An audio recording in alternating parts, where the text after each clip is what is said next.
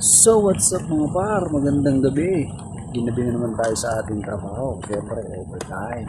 Hindi natin siyang overtime hanggat merong overtime mga par. At syempre mga par, isusuot ko na rin ang aking helmet para tayo safety sa pagmumotor mga par. At ayun nga, napangiti pa si par mga par. At ayun na nga, paanda rin ko na ang aking eroplano mga par. Eroplano, motor pala mga par. At ako itatakbo na mga par. So yun nga mga par, hindi na tayo. At eto ng mga par, mag-take off na ang aking sakyan. Take off, parang aeroplano lang yan mga par. At dahil ginabi na naman tayo sa trabaho mga par, syempre dadaan muna tayo sa bilihan ng pambansang ulam mga par. Ang siken ni Diwata. Joke lang mga par. Bibili na lang tayo ng pritong manok mga par, ang pambansang ulam ng mga Pinoy mga par, dahil sa ang gilid mga par ng kalsada mayroon tayong makikitang nagpriprito ng manok. At eto mga par, andito rin ako sa bilihan ng siken, pritong siken mga par. Meron ba?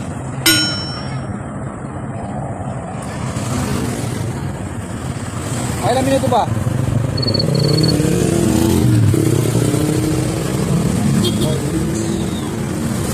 So andito na nga tayo para sa bilihan ng chicken mga par, ang pritong chicken. Waiting na lang tayo mga par dahil niluluto pa ang chicken mga par. Niluluto pa to ng 5 minutes. At syempre tambay-tambay muna tayo dito sa gilid habang inaantay ang pritong manok mga par. At ayun na nga mga par, mamimili na ako dahil naluto na ang pritong manok. Siyempre bibili lang tayo ng 3 peraso mga par para mayroon na tayong ulam mga par, para hindi na rin tayo magluto mga par. At ayun na par, binabalot na ni ate ang ating order pala na manok. At siyempre hukunin ko na rin ang ating babayan. Hindi natin magawa na tayo.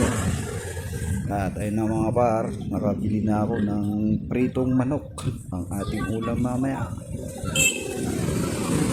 Dahil nga nakuha ko na ako sa uwi na tayo mga par dahil nagugutom na. Ayun na mga par, nalapit ako sa aming bahay. Salamat mga par.